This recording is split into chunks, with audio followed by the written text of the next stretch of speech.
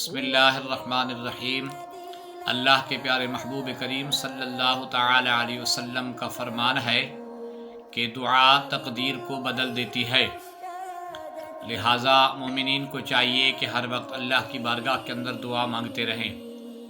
آقا کریم صلی اللہ علیہ وسلم کا فرمان ہے کہ دعا عبادت کا مغز ہے، دعا ایک عبادت ہے۔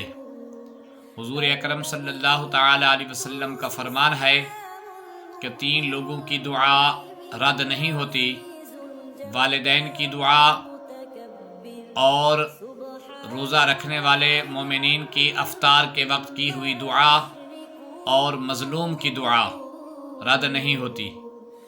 لہٰذا ہمیں چاہیے کہ ہم کسی پر ظلم نہ کریں اور والدین کی خدمت کریں، ان سے دعائیں لیں، اور افطار کے وقت بھی اللہ کے حضور گڑ گڑا کر دعا مانگیں۔